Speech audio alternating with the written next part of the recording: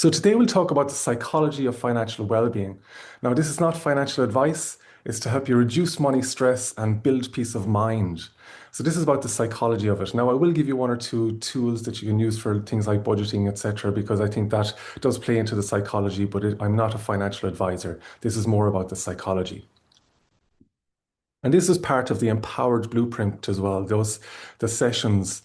And I'll talk a bit more about that as I go on. And just as we get into it, I do this nearly at the start of every session. It's a powerful way to get us grounded and in the moment and present, and we're more relaxed and less distracted about the world before we joined. So the reason I do this breathing exercise as well is that it was compared to other breathing exercises, and they found that this is the number one to reduce cortisol and activate the parasympathetic nervous system, which essentially just makes us feel relaxed and present and grounded. So after this, you will already have a tool at your disposal to enhance your psychology, to enhance your well-being related to everything, even financial well-being. So I'll demonstrate it once, and then we'll do it 3 times together. You can have yourself on mute. You don't have to make the sound that I'll make. Also, if you're surrounded by people, you can act as if you're sighing. I will sigh, I will make noise, but you don't have to. You can kind of sigh silently. And the reason we sigh is because that actually reduces cortisol. It makes us feel more relaxed. So we'll do this 3 times together after I demonstrate it once. So we breathe all the way in. We fill our lungs. And then when we think that we've completely filled our lungs, we sip in again. And then we sigh out, a kind of elongated, prolonged sigh. Like that. Now, of course, if you make noise, it does sound a bit odd, but you can do it silently too. So we'll breathe all the way in. Let's do it together 3 times together now. And sip. And sigh. Now check in with how you feel as this goes along as well. You'll probably feel different already. Now let's do 2 more. All the way in. And sip. And sigh. Now 1 more. All the way in. And sip.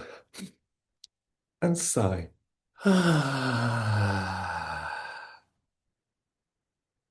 Now check in with how you feel. Do you feel any different?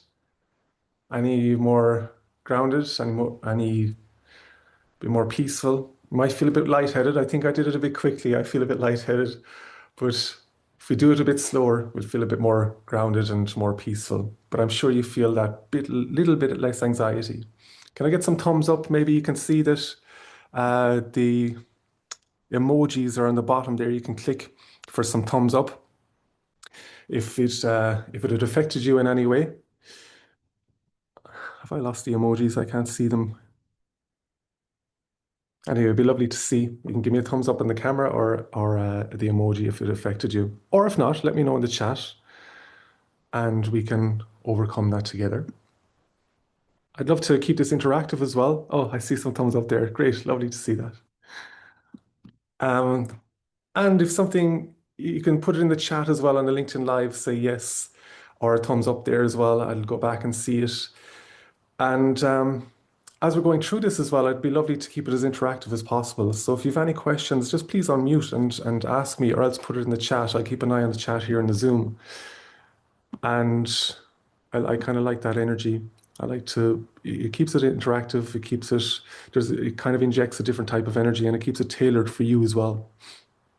So just a little bit about me. I'm a workplace psychologist and an executive coach, certified, and I'm the founder of Clever Coaching. And what I do is I go into organizations and I help employees and teams and leaders to enhance engagement and well-being and performance and reduce things like burnout and turnover, staff turnover.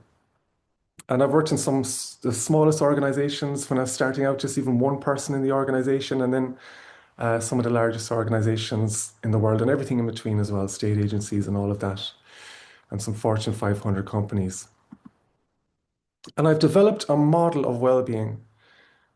And the reason I do this is that I love what I do, and the reason I love what I do is that I know firsthand that what I talk about works because I've used the tools and techniques on myself at sometimes an obsessive rate. And I've been studying this now for about 23 years, and I've looked at the models of well-being out there and the models of performance, and I found that there were limitations, that they're often using outdated science. Some of the most famous ones were from the 90s, and they haven't been updated since. And on top of that, a lot of them aren't tailored for the workplace, and a lot of them overlook some of the most important elements of well-being, and they focus on reducing negative states. They look at mental health, which of course is so important, and physical health, which is so important, but they forget about the fitness element, about raising our baseline level. It's not just about bringing ourselves to the level of normality, it's about raising our baseline so we're operating at our optimum. And we can just keep raising that and raising that. So we might dip down, but we revert back to a higher baseline when we focus on these pillars that I speak about. So I'm really proud of this uh, comprehensive model of performance and well-being. And if you have any questions at any stage on it, please do let me know. Now, I introduced this at most of my sessions, so I won't spend too long at it. Um, but the first one is emotional intelligence, and this is a number one predictor of leadership success. It just blows my mind how important this is and how seldom it is involved in the well-being programs and well-being models. And then mindfulness and presence. So the mindfulness programs are shown to have a return on investment of 11 to 1. 11 to 1. So it's about as good as it gets, really. And this is often overlooked as well. And what's related to both of these is self-awareness. And probably not too surprisingly, about 90% of people believe that they're self-aware, but only about 10 to 15% are in studies. So there's a huge gap between our level of self-awareness, and I believe self-awareness is the foundation for well-being. And there's a huge gap between our competence in that area and our level of self-awareness. So this is about bridging that gap. And then purpose then, this functions as a North Star to help us to be fulfilled and all be aligned. And as teams, if we are all aligned with the same purpose, we might disagree on how to get there, but at least we're going in the same direction. So conflict is no longer that toxic kind of conflict where we're just kind of pitting ourselves against each other to win. It's more about a disagreement really on how to get there, but at least we're all aligned. And then optimism and positive emotion. We're at our best when we have dopamine in our systems. And this is about being happier and having dopamine in our systems to be far more engaged and positive. And dopamine turns on all the learning centers in our brains. It makes us more creative and intelligent and more resourceful and energetic and more motivated. And then well-being. So one element of well-being is financial well-being. So that's a pillar of this. I've kind of broken it up into a few different pillars. Physical well-being, of course, as well, and well-being as a strategy. So we're no longer just doing this one-off interventions, that well-being is integrated into the culture within the organization. And then the other elements of well-being are spoken about elsewhere, such as engagement. And about 15% to 20% of employees are highly engaged. And it doesn't have to be the case. Some of these tools and the techniques and methods are so simple and free and enjoyable even to be engaged. And that's when we're at flow, when we're at our best, when we're loving what we're doing and using our strengths. It's a really powerful state to be in. And then relationships is often overlooked in not so much the models, but often in interventions in well-being programs. And that just blows my mind as well. This is just so important, how we get along with people. There are just not that many trainings on it. And how we overcome conflict. There might be more trainings on that, all right, but relationships is a primary driver of engagement and a top driver of happiness as well in organizations and satisfaction in organizations. We're at our best when we're bonding with people, when we're gelling, when we're collaborating rather than having unhealthy conflict. Now, conflict can be It doesn't necessarily have to be a dirty word. We can see it as a necessary part of of growth. And when we do, then it's not unhealthy. Because the best teams aren't conflict free, they're conflict capable. And then we have emotional and mental fitness. And I purposely said fitness there rather than health. We're focusing on health plus raising our baseline. So we're at our best, we're at our optimum. And fascinatingly, about 77% of people stated that they had burnout within their current role. That's huge. So that's about really overcoming this as well, reducing those negative states and growing the positive ones. And then development, leadership, and culture, again, about integrating well-being into the culture, enhancing our leadership capabilities, and rather than having one-off interventions, having it as part of how we do business and how we interact with each other. So if you have any questions on that, please do let me know. And the agenda for today is to essentially talk about what financial well-being means and what money stress, why money stress feels so loud. It can be all consuming. It can overtake us in many different areas. And your money story, your beliefs and pressure. So where is this coming from? Because oftentimes it's not the circumstance that affects us, it's the story we're telling ourselves, it's the pressure we're putting on ourselves. But we can change that story. And then a tool for calm and control. And then as well, I'll talk maybe about a few budgeting tools as well that are free online and all of that. And then we'll identify and commit to one small step. So what's the next step you will take? You can do 1 to 3 maximum, because when we limit the amount of steps we take, we'll set ourselves up for success. So as we go throughout this, have a think about what is that one step for you? What are you going to do between starting maybe within the next week? And then if you can break it into a bite-sized chunk, what will you do within 48 hours to get your momentum up? So have a think about that. What's the one step you'll take? And just a disclaimer, this is not tailored for your own individual needs. So if you have specific advice from a professional, take that. It's not to be in conflict with that. And also it's copyrighted. So this is for your own personal use, and I give it with a heart and a half. And then if you want to have it in your organization or with your clients, let's have a conversation about it. And I know some people joined a bit late, but if you'd like to scan this code, we can answer this question together. It'd be lovely to see your answers. You can scan this code and we'll answer this question. When you think about money right now, what word comes to mind? So whether you're on LinkedIn Live now or on Zoom, what money comes to mind when you think about money?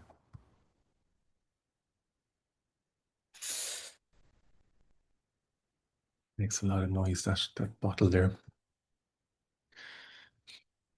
And we'll answer this on, oh, let's go back. We'll answer this on Mentimeter. It's not letting me get out. Oh, it is. Here we go.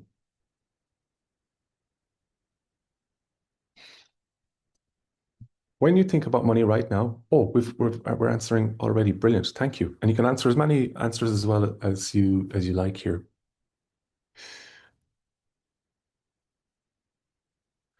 Bit slow here. Yeah, here we are. We're up and running. Um, it probably won't be as slow the next time I try it. So we have pressure, expectations, life. Yeah, it's integrated into every element of life, isn't it? And pressure and expectations affects your relationship with it, really. Whatever word comes to mind first is essentially about your relationship with it. Any more there? Any more? I'll just wait 1 more second for any more questions coming in or more statements coming in. Responsibility, absolutely, yeah. Responsibility and sustenance, wonderful. Freedom, yeah, you see some positive ones coming in here too. Um, So even the people that answered some, let's say, ones like pressure or that might be deemed negative may have also answered some ones that might be deemed positive: freedom, sustenance. So there might be an internal kind of struggle going on there. There might be an internal battle. And that can lead to an absence of well-being. And whatever word came to mind is probably the prevailing word or the prevailing emotion or thought that you have in relation to it. And that's very good to be aware of. And this is all about awareness. And it's not about beating ourselves up or judging ourselves. That doesn't help. But it's about having awareness about where we're at and then taking steps then to overcome it with the steps that we'll take in this session. And another one came in there, worth as well. Oh, lovely, lovely word. Um, and that can be another pressure though. If you place all your worth on it, then your sense of self-worth will be as um, will go up and down as your money goes up and down. So it's very important to be aware of that too. To where we place our worth, it's very important that we're aware of where we place our sense of self-worth. And then prison as well. That's a very strong word. Thanks for that. Thanks for being so honest. Um, so hopefully by the end of this session, those will overcome those negative ones a bit by bit as well. And we can keep adding to it and adding to it with what we talk about in this session. Another one came in there, energy. Okay, wonderful. Yeah, when we relate to it being energy, then we can get the energy from it. But again, be mindful that as it goes up and down, our energy can go up and down. So we don't want to place all of our emphasis on it or get all of our worth or energy from it. So we'll go back to the slides now, and we'll talk about, and thanks for those answers, by the way, very insightful. We'll talk about what financial well-being really means. And we have something coming in the chat. Okay, we have one answer there in the chat. That was freedom as well. Thank you for that. So it's day-to-day control. So we have a certain element of control. Now, again, we might never feel like we have full control. A really interesting study was done on people with 30 million in worth or in assets. They were worth 30 million. I don't really like that term because it's like you're worth however amount of money you have on your assets. But let's say for the purposes of this, they were worth 30 million and they didn't feel financially secure. They believed that they needed another 20 million to feel financially secure. Now, that might sound bonkers to us, but I'm sure they might have had investments that mightn't necessarily be, you can't be 100% sure of those investments. So I'm sure that even if they had 50 million, they still have those investments and they still wouldn't feel financially secure. So it's not just about the money in your bank and it's not just about the assets that you have. It's about your psychology around it as well that makes such an important difference. And that's what this session is all about. So we will have a certain element of day-to-day control, but just like even Albert Einstein, one of the most intelligent men, had imposter syndrome, we need to realize as well that there might be a little bit of that sense of lack of control irrespective, and making peace with that is often a really powerful step. And then taking steps, obviously, to overcome the physical lack of control in our lives with practical steps as well is really powerful. And then the ability to absorb a shock. So there will always be shocks. That's the one thing that life will hit us. And what's the extent that we have that ability to absorb it? And then the confidence about the future. So I've taken different elements from the definition of what financial well-being means, and I've put them down here. It's confidence about the future. To what extent do we have confidence about the future? So if you'd like to even think about one of these elements and what is the area that you'd like to focus on the most? Would you like to have more day-to-day control? Would you like to be able to absorb a shock? Or would you like to have more confidence about the future?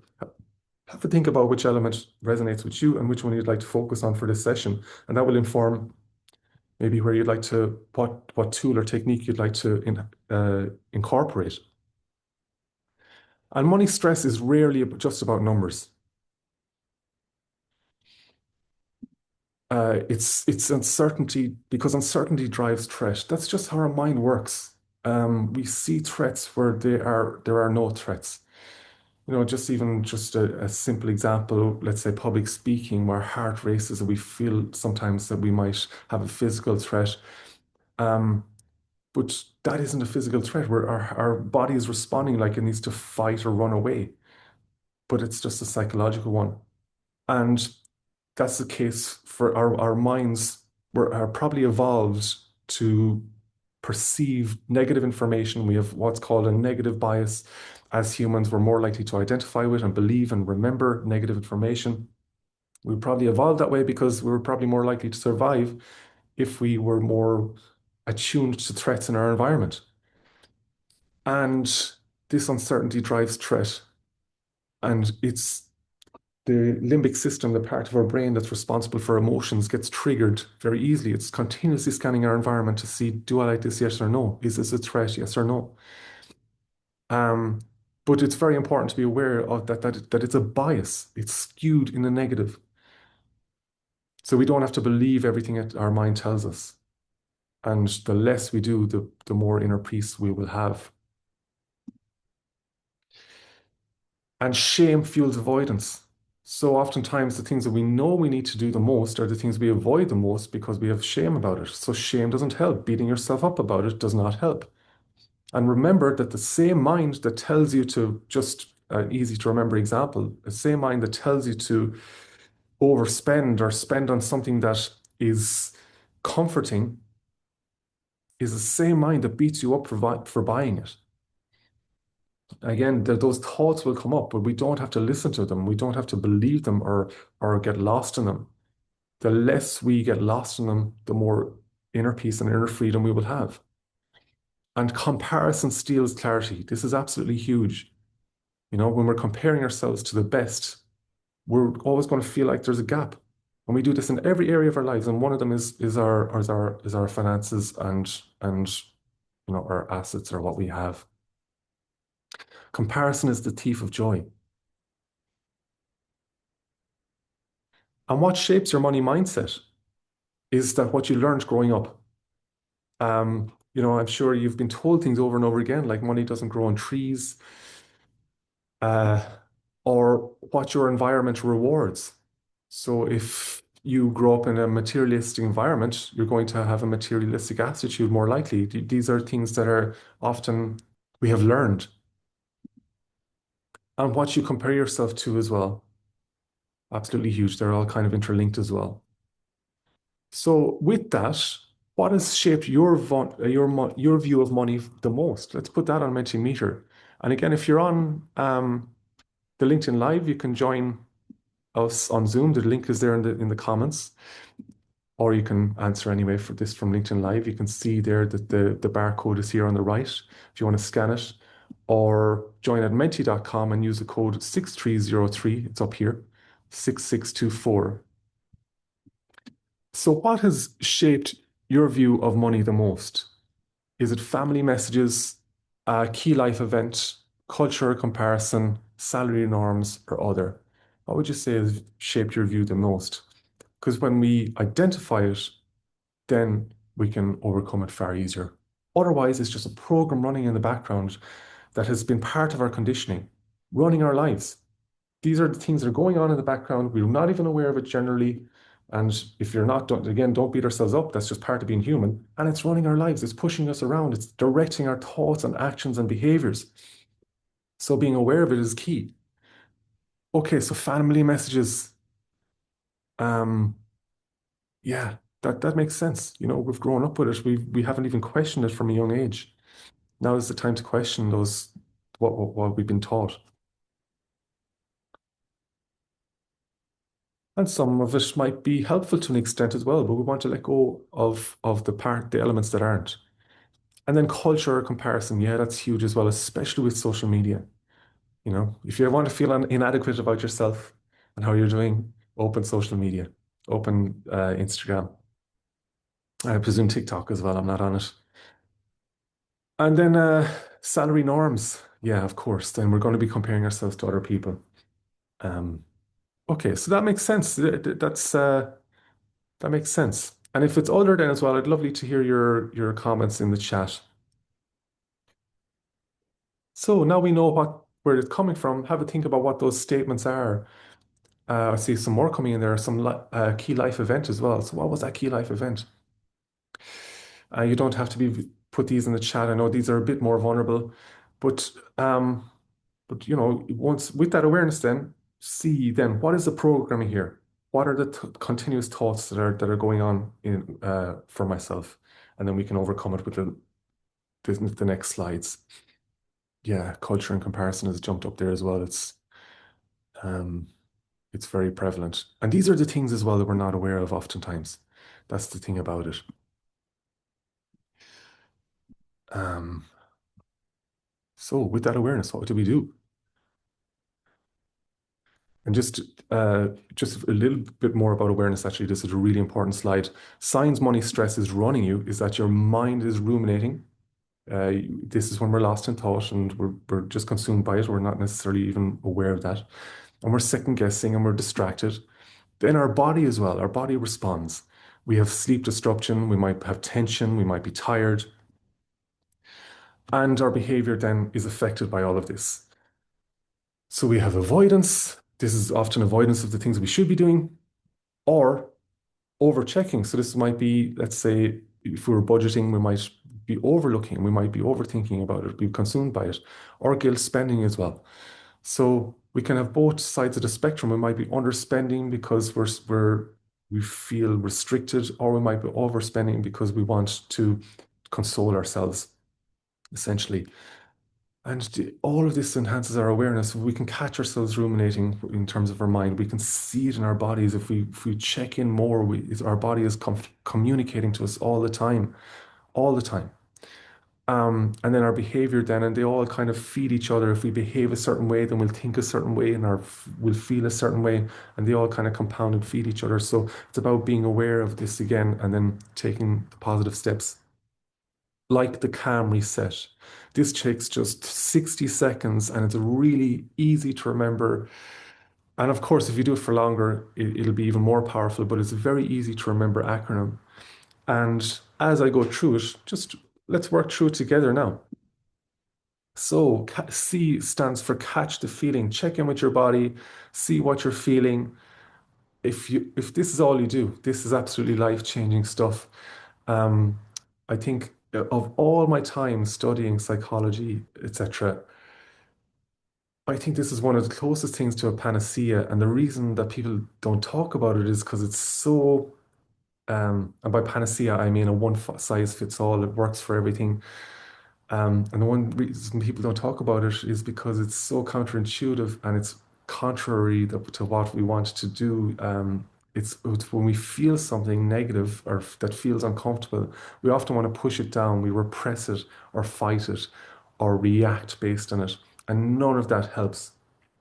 When we just feel our feelings, it'll run its course without resistance because it's pushing it is down is what keeps it there, or we distract ourselves as well. And it's still going on internally. We're just not as aware of it, and it's directing our thoughts and behaviors as a result.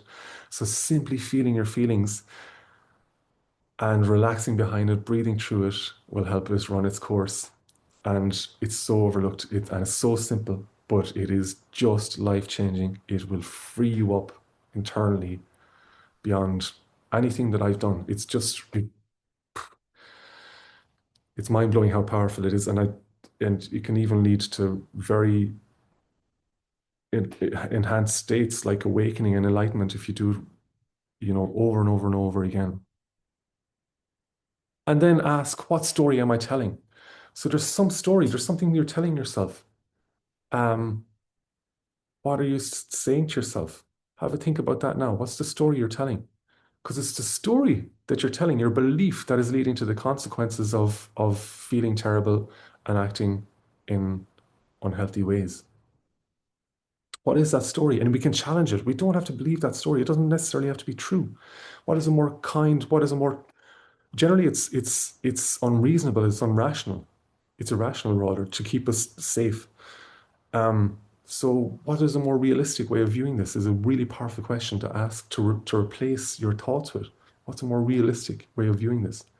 More positive, more helpful way. And then lower the intensity. We can do this through breath, or again, reframing that thought by finding a more realistic way of viewing things, or even just feeling our feelings and being okay about it. Relax as much as we can, and it'll run its course. And then move. One step is the M. So move one step after you've done all this. When we when we take that step, then we're doing it from a place of groundedness and presence rather than being reactive. And then our steps will be far more informed, will be far more grounded.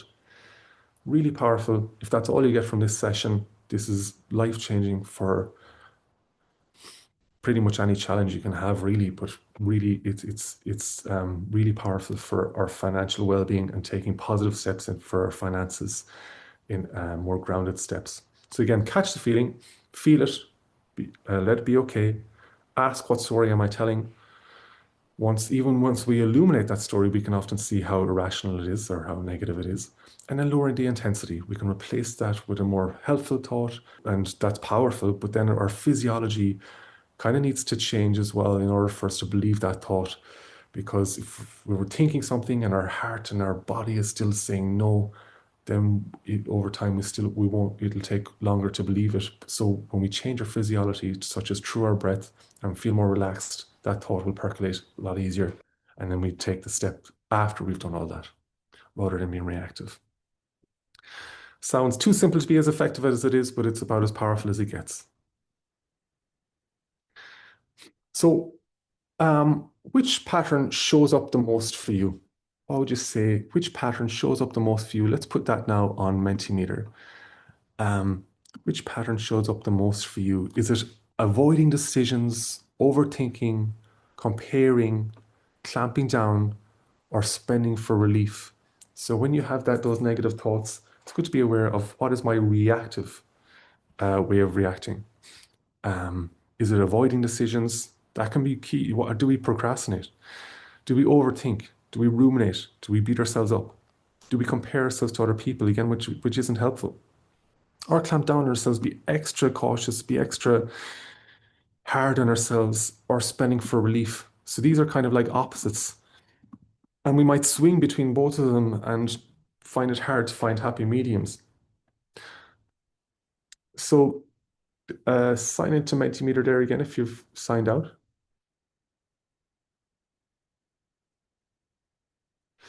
Oh, I love that, Margaret. Thank you for the comment as well that came in.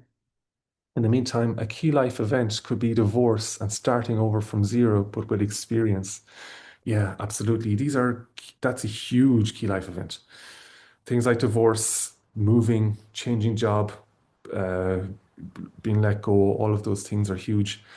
But again, I love the last part of it. We're starting from experience. We're starting from a place that is more evolved. You're far more robust after those experiences, and you've learned so much. Thank you for that. And then which pattern shows up the most? Avoiding decisions. Yeah, I think that would be one of mine I have to be aware of. Overthinking. I think, yeah, there's a reason there's 100% there. That's what the mind does. That certainly is, that's very human response, very common. Comparing as well. Yeah, how helpful is that? That's again just beating ourselves up. Um, and again, it's not beating ourselves up about this. It's just this is just all about awareness and what's the next step as a result of this. And then, oh, clamping down and spending for relief as well. Uh, Jumped up there just as I was about to change the slide. So we see here there's a nice kind of nice mix there.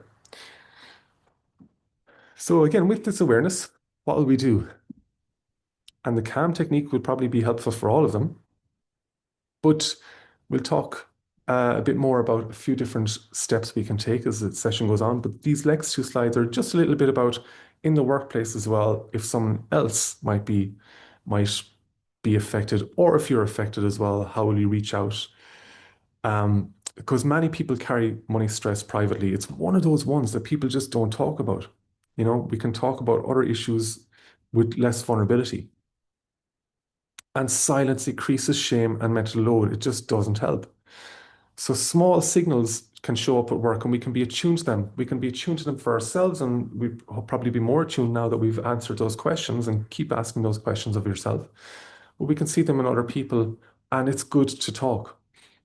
So how do we do that? Making it safer to name at work is to not pry, of course, and not assume, but be there for people essentially. Create a space for open, shame-free conversations. And sometimes that might mean just simply asking, how are you doing? I see you've been carrying a lot, something like that. Sometimes it takes us being a role model for vulnerability, opening up a bit ourselves, making it a space where people feel safe to open up.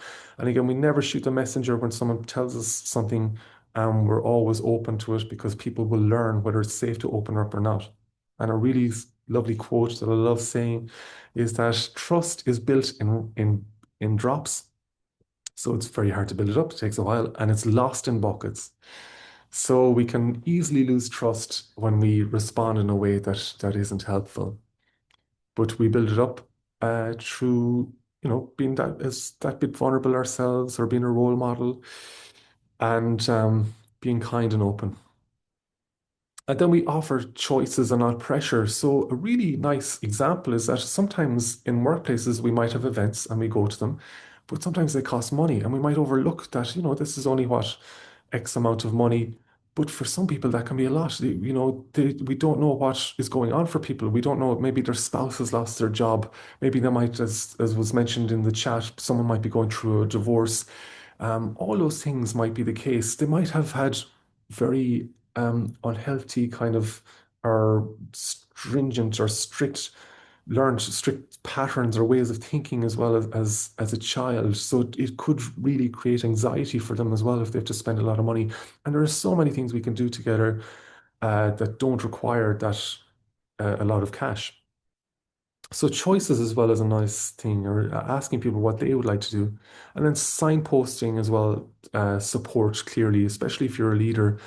Show them the resources that they have for financial well-being, or the EAP, the Employee Assistance Program, if they might need counseling, um, or you just have a kind of an open way of conversing as well. And a simple clarity habit, and this is not budgeting advice, is just to even have one weekly 15-minute money admin slot. This will change everything if you're not currently doing this. It's just 15 minutes a week. Um, we can all find 15 minutes, and we might do it with our partner if we have one, and just have a money admin slot. Talk about money and where it's going and what, plan for the future. And another one is to do just one decision you've been avoiding, just one. Again, that'll be life changing. And you'll find when you get started, you will realize, why was I putting this off? I've learned that over and over again. Again, it's the mind being over dramatic. Again, we don't have to listen to it or pay it attention or believe it. And then one tiny action to reduce the noise.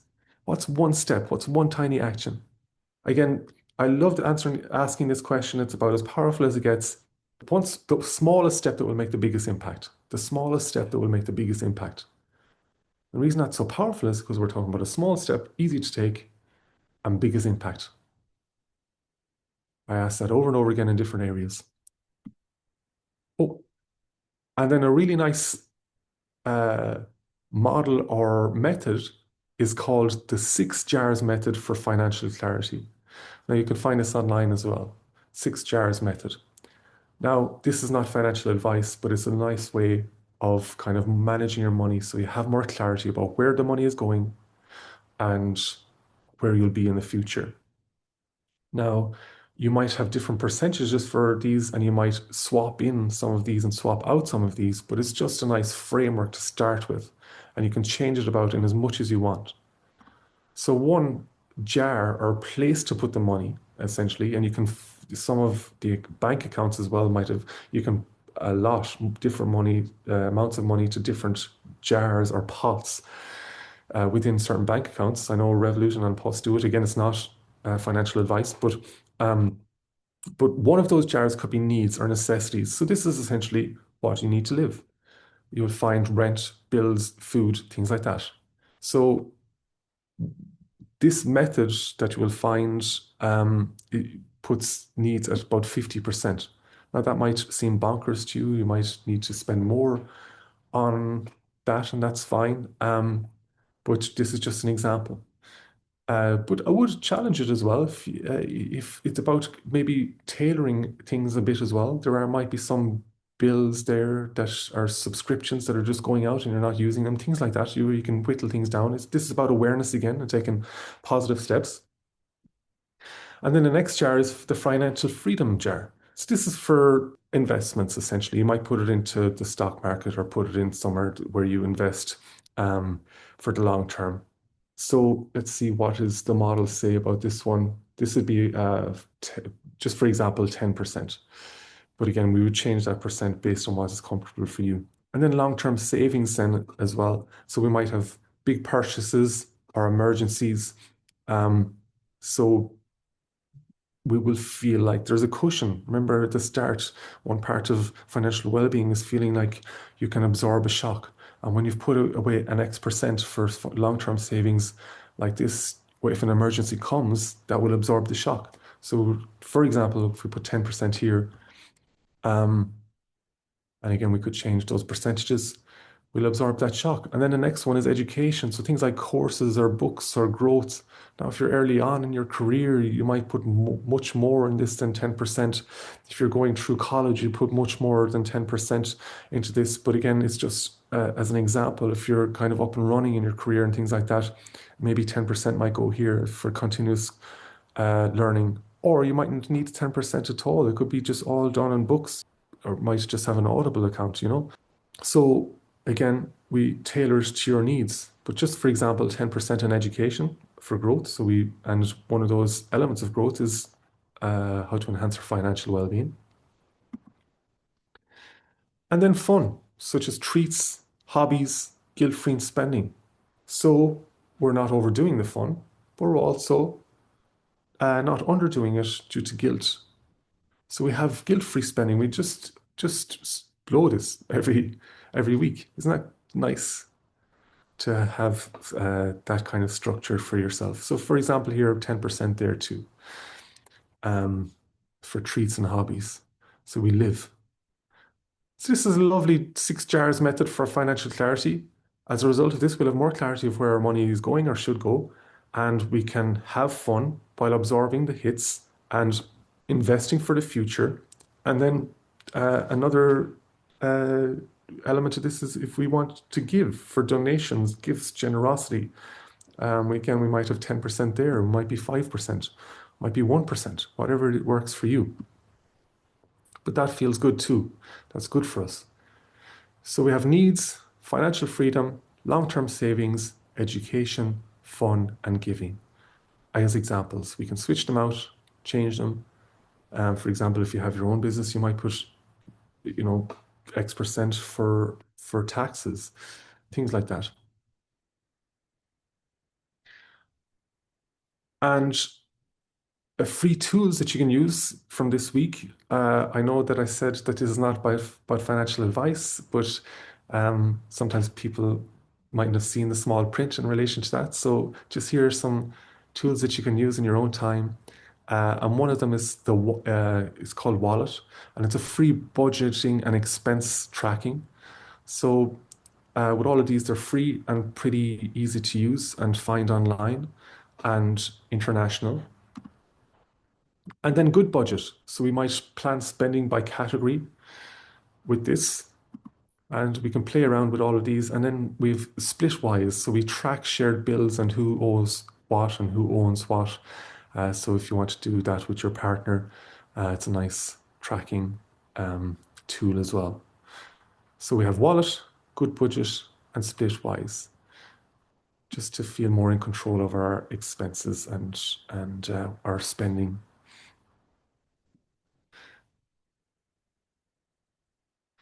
So let's talk about your 4 hour, 48-hour calm plan. One is we can identify one of these is to identify a stressor to reframe. So we can use the calm approach. Maybe we will replace an unhelpful thought with one that's more helpful, like I'm in control, or one small action to do within 48 hours, or one habit to practice this week. Have a think about what that is. And what will you do in the next week? As a result of what we spoke about, it might be something that you're more aware of now. What will you do about that? So you name your one small step, and also we can identify how and when you will do it. When you're more clear about the how, you will be far more likely to do it because there'll be less trepidation about how am I going to do this. So have a think about what steps will I take to do that small step and when. When will you start? And it's nice to bring this into a bite-sized chunk and have something to do within 48 hours.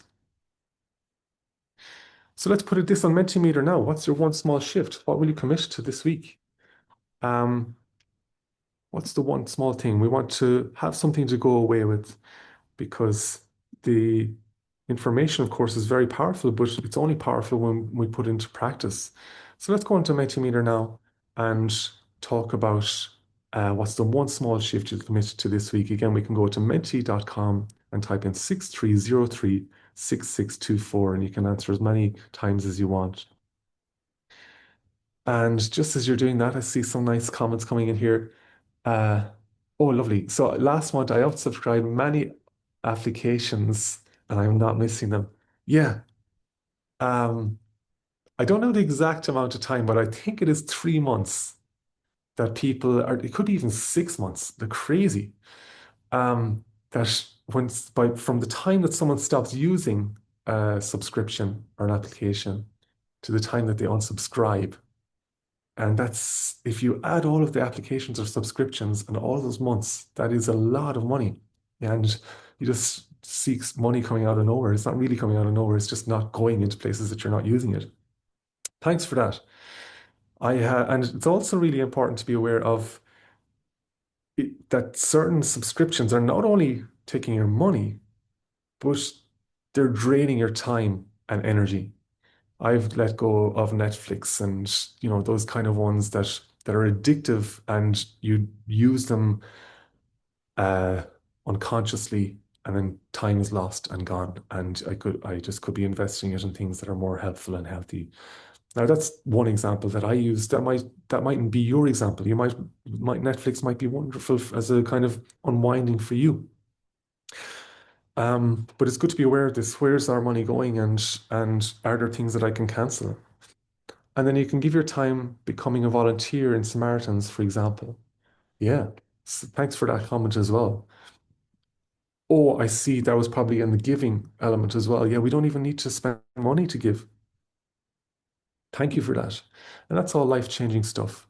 So what's one shift you'll commit to this week? I don't want to spend too long here. If you have something there written down, you might put it in the Mentimeter. If not, that's fine too. I know it's a bit vulnerable of a question, but have a think about what's one shift you'll take. If you're not going to put it in Mentimeter, write it down for yourself anyway. So what's one shift you'll commit to this week? Very important. Again, we don't want to just learn knowledge and not use it. Um, we also want to apply it. So write that down for yourself. I just put back here. No, okay. We don't have any answers gone in there, and that's fine. Just write it down for yourself. So just a Q&A now. Has anyone any questions? And as you ask those, you can put it in the chat or you can put it on, you can unmute and ask me. And as you do, I'm going to push the link to book your one-on-one anti-burnout session with me. And what we do here is we will identify what are the 3 red flags for burnout, things that might go under the radar that you mightn't see in yourself and your team, and how we overcome them to have performance wins. So as opposed to being burnt out, we will have performance wins. We'll be at our best, and we'll identify those 3 red flags and overcome them and be at our best for performance and overcoming burnout. A really powerful session that I'm very proud of. So book it there for yourself. And thanks for the emojis, for the hearts and the thumbs up and all of that. And yeah, you can scan that barcode to book it, or you can book it there on that on that link. And this is not a sales call, by the way. We will work on your burnout and your team's burnout, and that's that. It's powerful. I really invite you to do that. So if you have any questions as well, ask them, put in the chat or unmute. And as well, we'll come back here again the first Thursday of every month. Um, the next one, yeah, the first Thursday of every month, I'll send an email about what the next session is about, but it'll be on something different. And I see a comment here again coming in. Lovely. I will check again my beliefs about money. Yeah, absolutely. And we might need to keep checking that and keep checking it. We over and over again. It's just a lifelong thing. But you will find the more you create a distance between your beliefs, the more you observe them, rather, the more you create a distance, and there's more autonomy and from them, and more kind of agency is the word I was looking for. You can create new ones, of course, but you can just believe those old ones less and less. It's like they have less of a grip. As I've done this work more and more, it's like my thoughts, my negative thoughts, it's like they're less consuming, one, so you're less lost in them, and you've more, it's like you've more time to overcome them. But it's like they've less jagged edges. It's like when they come up, it's not as piercing and they're not as dark and consuming. It's really hard to describe, but there's just more clarity in my world, and there's more inner freedom and more inner peace and more presence. And it's a wonderful state to be in. And it does take a bit of time, but the time is going to go anyway. So you might as well invest it in things that makes your experience of life and the results of life and how you feel and think and behave in life more positive, more resourceful. And that's what really enhances performance. And it's just less and less of a struggle, no forcing, more flow. Um, So that's what's available for you. And again, thanks for those lovely heart emojis as well. I see more coming in. Anything missed there? I benefited greatly as a psychology student. Thanks for that, Sarah. I hope I pronounced your name correctly. But yeah, do come along to all of them. Lovely to see you here. And I remember when I was a psychology student as well. It's a wonderful space to be in. So if you have any more questions there, put in the chat or unmute yourself. It'd be lovely to hear from you. And if not, we'll end it there. And great to see you. And if you're on LinkedIn Live as well, great to see you. Scan the barcode, or I didn't put the link in the LinkedIn Live actually, but scan that barcode. And if you're watching it back as well, you can do it then too. And see you on the first Thursday, again, same time next month. Thanks again, guys.